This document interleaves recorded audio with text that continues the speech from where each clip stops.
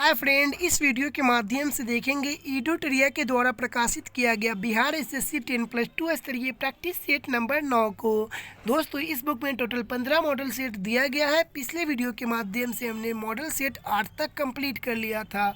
इस वीडियो के माध्यम से हम मॉडल सेट 9 को कंप्लीट करेंगे। तो आइए दोस्तों, बिना वक्त ज़ाया किए हुए चलते अपने प्रश्न की ओर। आज का हमारा प्रश्न नंबर 1 है।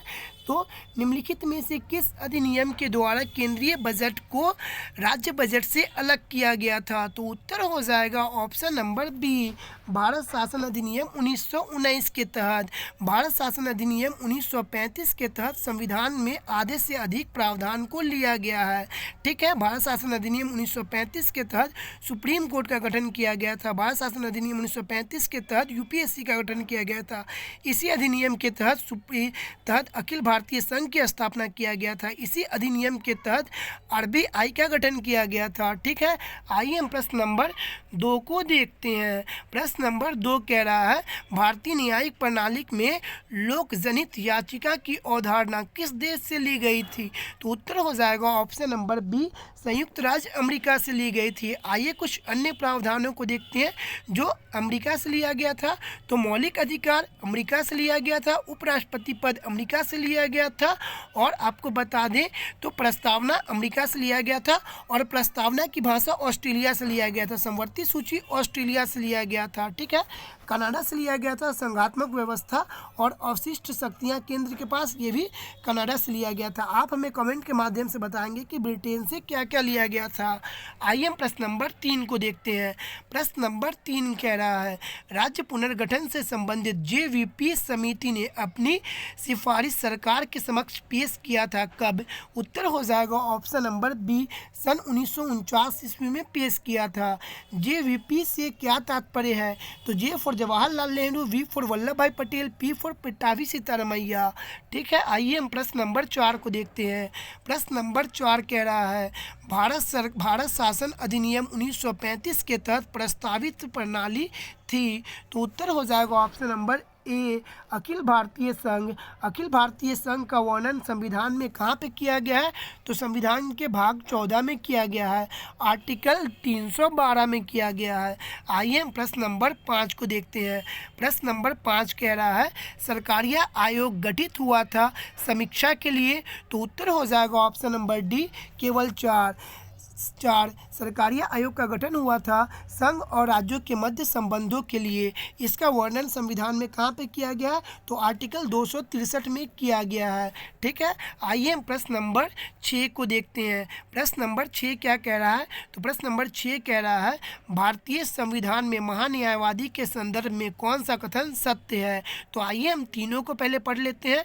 देखिए, पहला कह रहा है, संविधान के अनुच्छेद 76 के अंतर्गत इनके पद का सृजन किया गया है, एकदम करेक्ट है। ठीक है, दूसरा कह रहा है, वह बिना सरकार की अनुमति के किसी भी आपराधिक मामलों में व्यक्ति का बचाव नहीं कर सकते हैं, एकदम करेक्ट है। ठीक है, तीसरा कह रहा है, वह संसद की संयुक्त बैठक में भाग ले सकते हैं परंतु अपना मत भी दे सकते हैं। ये गलत है, भाग ले सकते हैं लेकिन मत नहीं दे सकते हैं। ठीक है, तो यहाँ पे उत्तर हो जाएगा ऑप्शन नंबर सी करेक्ट हो जाएगा, 1 और 2 दोनों। ठीक है, आइए हम प्रश्न नंबर 7 को देखते हैं। प्रश्न नंबर 7 क्या कह रहा है? प्रश्न नंबर 7 कह रहा है, पंचायती राज संस्थाओं में आरक्षण संबंधित प्रावधान की चर्चा किस अनुच्छेद में की गई है?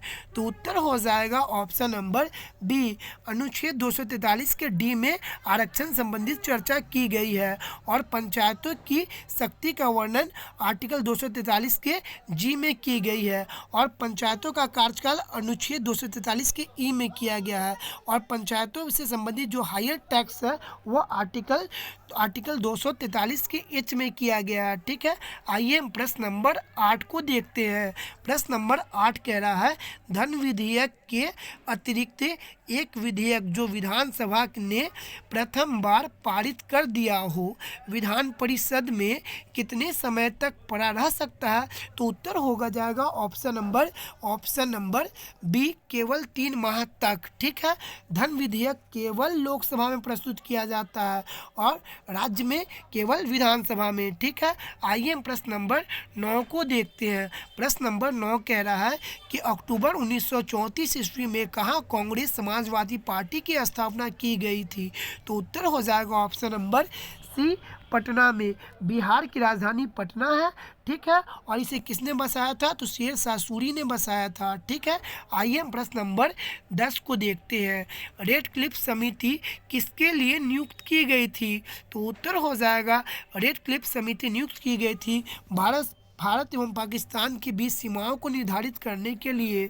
ठीक है, आइए हम प्रश्न नंबर 11 को देखते हैं। प्रश्न नंबर 11 कह रहा है guilt man of India's party पुस्तक किसने लिखी थी? तो उत्तर हो जाएगा option number D, Ram Manohar Lohia ने लिखी थी। राम मनोहर लोहिया भारत छोड़ो आंदोलन में रेडियो से प्रस्तुत कर रहे थे समाचार को। ठीक है, आइए हम प्रश्न नंबर 12 को देखते हैं। प्रश्न नंबर 12 है कि किस वर्ष दास्ता को अपराध घोषित किया गया था? तो उत्तर हो जाएगा ऑप्शन नंबर ए, दास्ता को अपराध घोषित किया गया था सन 1860 ईस्वी में।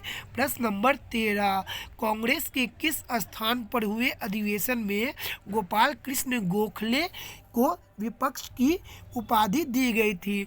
तो उत्तर हो जाएगा ऑप्शन नंबर सी, बनारस अधिवेशन 1905 ईस्वी में। प्रश्न नंबर 14, गांधी जी द्वारा रॉलेट एक्ट के विरोध में कब पूरे देश में हड़ताल का आयोजन किया गया था? उत्तर हो जाएगा ऑप्शन नंबर ए, 6 अप्रैल 1919 ईस्वी में। रॉलेट एक्ट क्या है? तो अंग्रेजों के द्वारा एक प्रावधान लाया गया था जिसके तहत बिना अपील बिना दलील यानी बिना कहे बिना सुने किसी को भी पकड़ करके जेल में डाल देना है।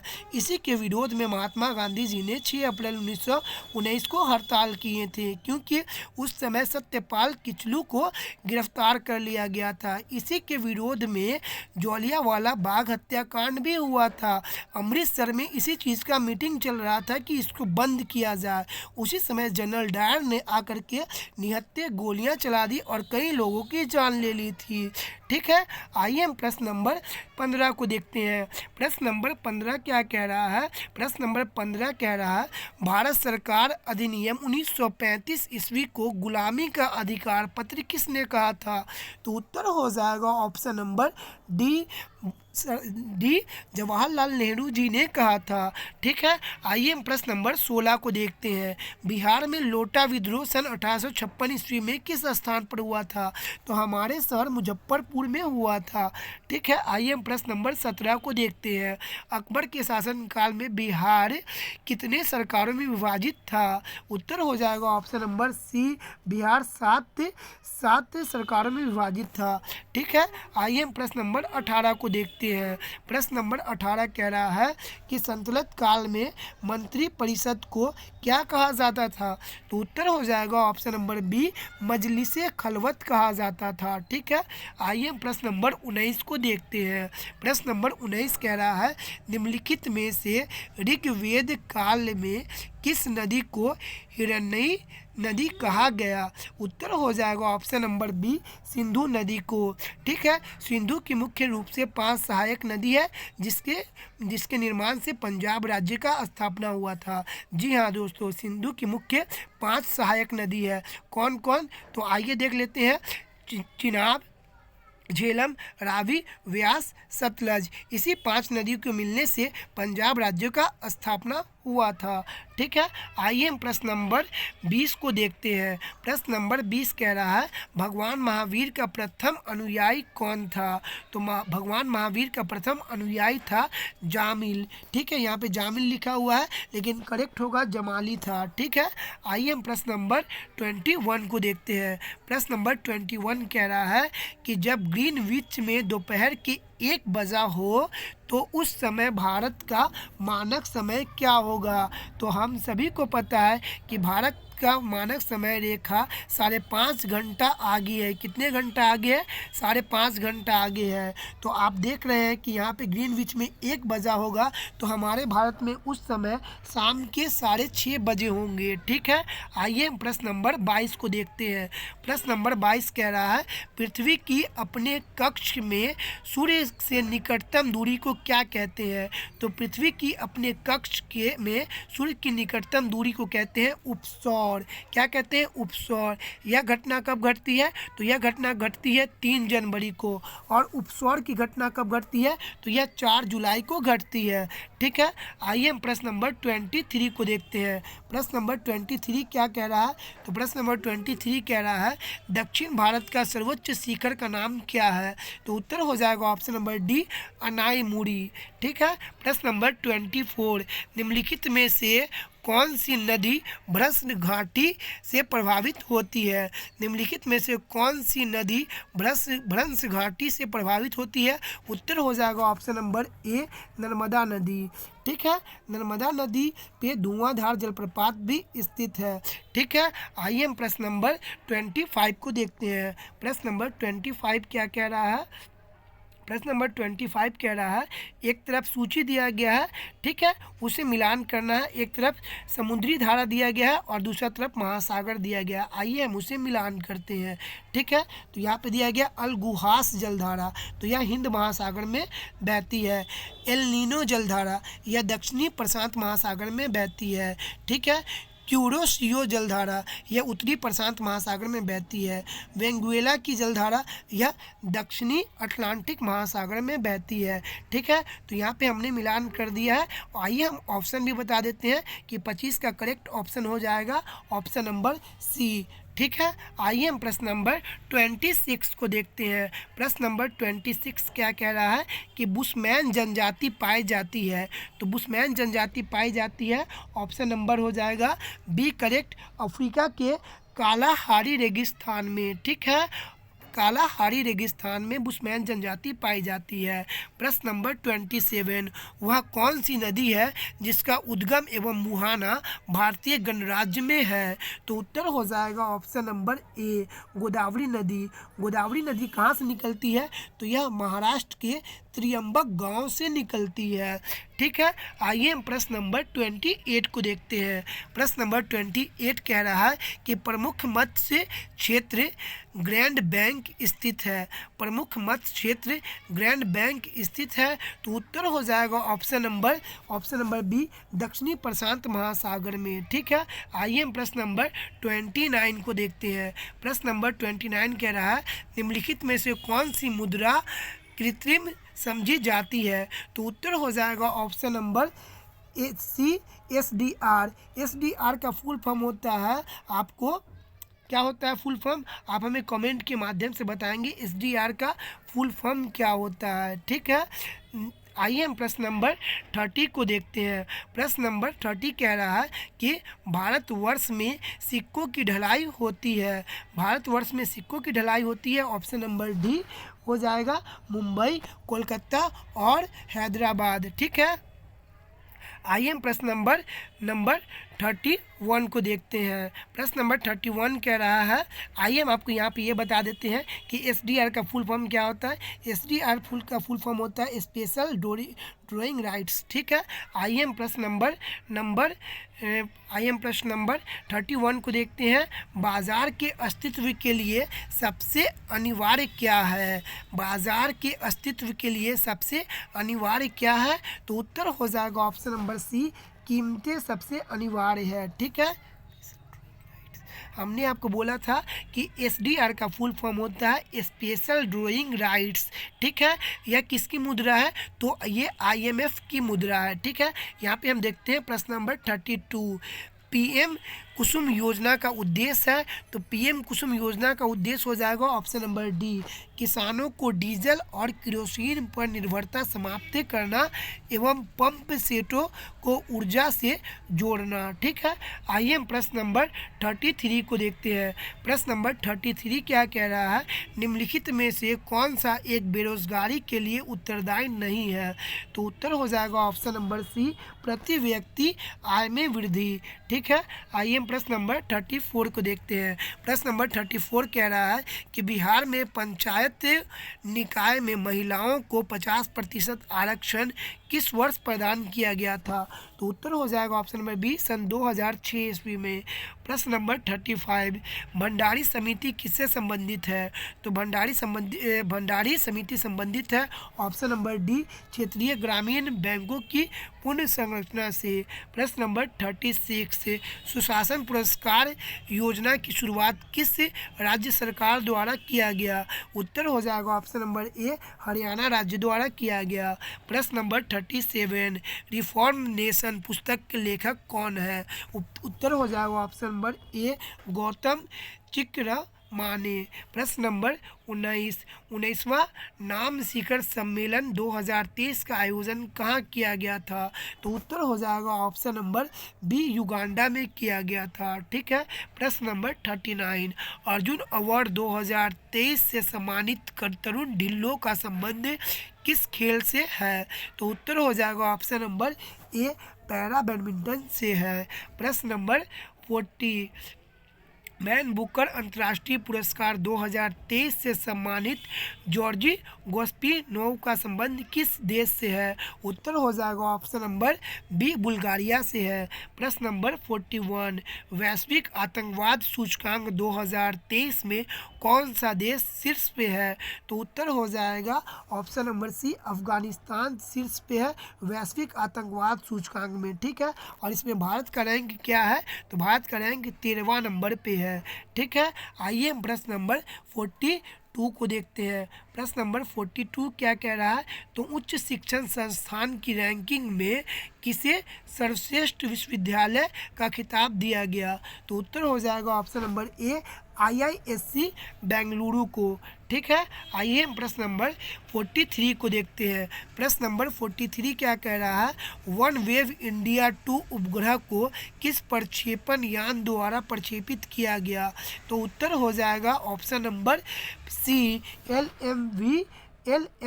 LVM-3 के द्वारा। ठीक है।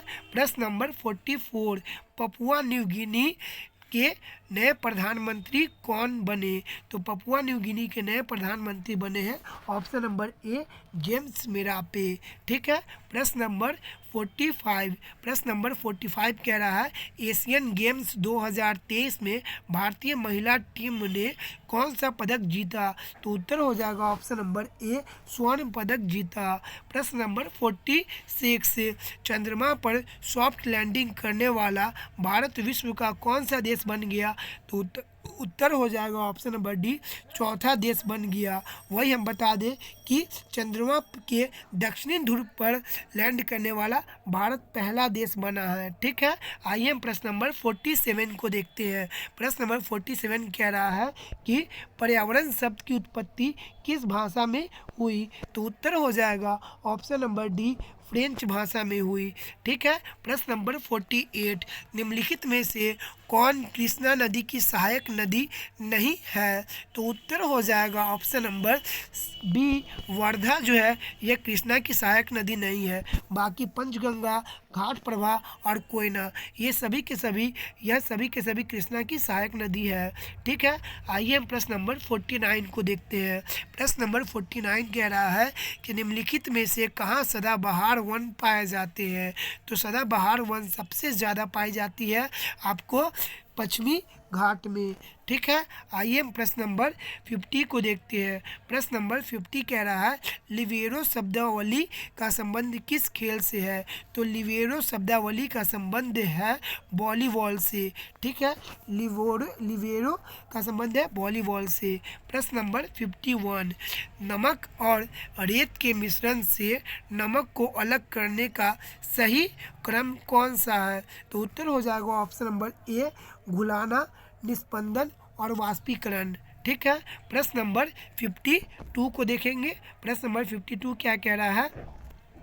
निम्नलिखित में से कौन सा विटामिन हमारे शरीर में सूर्य की किरणों की सहायता से संश्लेषित होती है? तो उत्तर हो जाएगा option number A, vitamin D सूर्य के माध्यम से संश्लेषित होती है। विटामिन डी का रासायनिक नाम होता है कैल्सीफेरॉल। विटामिन बी का रासायनिक नाम होता है थायमीन। विटामिन ए का रासायनिक नाम होता है रेटिनॉल। विटामिन के का रासायनिक नाम होता है फिलोक्विनोन। ठीक है, तो यहाँ पे उत्तर हो जाएगा ऑप्शन नंबर डी। ठीक है, आइए हम प्रश्न नंबर 53 को देखते हैं। प्रश्न नंबर 53 कह रहा है स्लिट्स रूट्स मौजूद होते हैं, स्टिल्स रूट्स मौजूद होते हैं। उत्तर हो जाएगा ऑप्शन नंबर सी, गन्ना और मक्का की खेती के लिए। ठीक है, प्रश्न नंबर 54, एक आवेशित चालक पर आवेश होता है। उत्तर हो जाएगा ऑप्शन नंबर ए, बाहरी सतह पर। प्रश्न नंबर 55, स्वपोषी में आंतरिक कोशिकीय ऊर्जा किस रूप में संग्रहित होती है? तो उत्तर हो जाएगा ऑप्शन नंबर सी, स्टार्च के रूप में। कैप्सूल का आवरण जो बना रहता है वह भी स्टार्च का बना रहता है। ठीक है, प्रश्न नंबर 56, निम्नलिखित में से कौन ईस्ट द्वारा अवायवीय श्वसन का उत्पाद है? तो उत्तर हो जाएगा option number C, carbon dioxide, शराब और ऊर्जा। ठीक है, प्रश्न नंबर 57, इनमें से कौन परागकण को संदर्भित करता है? इनमें से कौन परागकण को संदर्भित करता है? उत्तर हो जाएगा ऑप्शन नंबर सी, पराग कोश से वर्तिकार्ग में पराग का हस्तांतरण। प्रश्न नंबर 58, क्लिनिकल थर्मामीटर की सीमा है? तो क्लिनिकल थर्मामीटर की सीमा है, उत्तर हो जाएगा ऑप्शन नंबर ए, 35 डिग्री सेल्सियस से 42 डिग्री सेल्सियस। प्रश्न नंबर 59, गैस के अणुओं की गतिज ऊर्जा बढ़ जाती है, कैसे बढ़ जाती है? तो उत्तर हो जाएगा ऑप्शन नंबर बी, तापमान में वृद्धि से। ठीक है, प्रश्न नंबर 60, इलेक्ट्रिक हीटर में परिवर्तित होती है, इलेक्ट्रिक हीटर परिवर्तित होती है। उत्तर हो जाएगा ऑप्शन नंबर डी, विद्युत ऊर्जा को उष्मीय ऊर्जा में। ठीक है, प्रश्न नंबर 61 को देखेंगे। ई.एन.टी कान, नाक, गला डॉक्टर उपयोग करते हैं, किस चीज़ का उपयोग करते हैं? तो अवतल लेंस का। E for eye, N for nose और टी फॉर कमेंट करके बताएं कि गला को अंग्रेजी में क्या कहते हैं। ठीक है, आइए हम प्रश्न नंबर 62 को देखते हैं। प्रश्न नंबर 62 क्या कह रहा है? दहन एक प्रक्रिया है, दहन एक प्रतिक्रिया है जिसमें एक पदार्थ के साथ प्रतिक्रिया करता है। उत्तर हो जाएगा ऑप्शन नंबर सी, क्लोरीन। ठीक है, प्रश्न नंबर 63। ठीक है, प्रश्न नंबर यहाँ पे हो जाएगा उत्तर ऑप्शन नंबर बी, ऑक्सीजन। ठीक है, एक बार फिर से हम पढ़ देते हैं। दहन एक प्रतिक्रिया है जिसमें एक पदार्थ के साथ प्रतिक्रिया करता है। Option number B, oxygen. ठीक है, प्रश्न नंबर 63, पानी को जीवाणु रहित करने के लिए प्रयुक्त अधातु है? तो उत्तर हो जाएगा ऑप्शन नंबर ए, क्लोरीन। ठीक है, प्रश्न नंबर 64, आभूषण बनाते समय सामान्यतः सोने के साथ मिश्र धातु मिलाते हैं, कौन सी मिश्र धातु मिलाती है? तो उत्तर हो जाएगा ऑप्शन नंबर बी, तांबा को मिलाते हैं। तांबा को मिलाने से थोड़ा ठोस बनता है, जिसके कारण हम सोने के किसी भी सामान को बनाने में उसके आकार को दिया जा सकता है, क्योंकि जो शुद्ध सोना होता है वो काफ़ी नर्म होता है। ठीक है, इसलिए उसमें हम तांबा मिलाते हैं। ठीक है, आइए हम प्रश्न नंबर 65 को देखेंगे। प्रश्न नंबर 65 क्या? प्रश्न नंबर 65, बोतल और जार बनाने के लिए कांच जैसी सामग्री को बदलने के लिए किस प्लास्टिक का उपयोग किया जाता है? उत्तर हो जाएगा ऑप्शन नंबर ए, पॉलीइथाइनिल टेरेफ्लेट का। ठीक है, आइए हम प्रश्न नंबर 66 को देखते हैं। प्रश्न नंबर 66 कह रहा है किसी भी ध्वनि की पिच को किसके द्वारा मापा जा सकता है? तो उत्तर हो जाएगा ऑप्शन नंबर ए, आवृत्ति के द्वारा मापा जा सकता है। प्रश्न नंबर 67, निम्नलिखित में से कौन रक्त के संचारण में उपयोग करता है? तो उत्तर हो जाएगा ऑप्शन नंबर ए, एरिथ्रोसाइड। ठीक है, प्रश्न नंबर 68, इनमें से कौन बल की इकाई नहीं है? तो उत्तर हो जाएगा option number C, joule. Joule जो है वह बल की इकाई नहीं है। यह किसकी इकाई है? तो यह कार्य की इकाई है। ठीक है, और बाकी सभी के सभी यह आपको बल की इकाई है। ठीक है, आइए हम प्रश्न नंबर 69 को देखते हैं। 1 मीटर का 10 लाखवां भाग होता है 1 मीटर का 10 लाखवां भाग होता है? तो उत्तर हो जाएगा ऑप्शन नंबर बी माइक्रोमीटर। ठीक है। प्रश्न नंबर 70, निम्नलिखित में से कौन एक नाभिक का भाग नहीं है? निम्नलिखित में से कौन एक नाभिक का भाग नहीं है? तो उत्तर हो जाएगा ऑप्शन नंबर सी सेंट्रोसोम। ठीक है। प्रश्न नंबर 71, प्रश्न नंबर 71, किस रसायनों के जैव आवर्धन में मानव में मिनी माता तथा इटाई रोग उत्पन्न होता है? तो उत्तर हो जाएगा ऑप्शन नंबर ए मरकरी और कैडमियम। ठीक है। प्रश्न नंबर 72, निम्नलिखित में से कौन सा रोग वायु द्वारा संचारित होता है? तो उत्तर हो जाएगा ऑप्शन नंबर सी क्षय रोग और मिनी माता। प्रश्न नंबर 73 को देखते हैं। प्रश्न नंबर 73 कह रहा है, निम्नलिखित में से कौन गर्म रक्त वाले जंतुओं का समूह है? तो उत्तर हो जाएगा ऑप्शन नंबर और डी पक्षियाँ जो होती है वह गर्म रक्त के समूह वाले होते हैं। ठीक है। प्रश्न नंबर 74, शरीर का कौन सा अंग ग्रोथ हार्मोन रिलीजिंग फैक्टर पैदा करता है? तो उत्तर हो जाएगा ऑप्शन नंबर बी हाइपोथैलेमस। प्रश्न नंबर 75, विकासवादी सिद्धांत के अनुसार एक प्रजाति का गठन सामान्यतः किसके कारण होता है? तो उत्तर हो जाएगा ऑप्शन नंबर बी कई पीढ़ियों में विविधताओं का संचयन करने के लिए। ठीक है दोस्तों, यहाँ पे जीके जीएस के आपके 75 प्रश्न कंप्लीट होते हैं। ठीक है। जैसा कि आप सभी को पता है कि यह बीएसएससी के एग्ज़ाम में टोटल आपको 150 प्रश्न पूछे जाएंगे और ये 150 प्रश्न किस किस सब्जेक्ट से होंगे तो आइए बता देते हैं। 150 प्रश्न होंगे मेरे, रीजनिंग होंगे आपको 50 प्रश्न। ठीक है। जीके जीएस होंगे आपको 75 प्रश्न। जीके जीएस कितने होंगे? तो 75 प्रश्न। मैथ होंगे आपको 25 प्रश्न। मैथ्स हो जाएंगे 25 प्रश्न। टोटल 150 प्रश्न हो गए आपको। ठीक है। एक क्वेश्चन अगर आप सही करते हैं तो आपको कितने मार्क्स दिए जाएंगे? 4 मार्क्स। टोटल आपको 600 मार्क्स के एग्ज़ाम होंगे। ठीक है। और टोटल 2 घंटा 15 मिनट समय दिया जाएगा।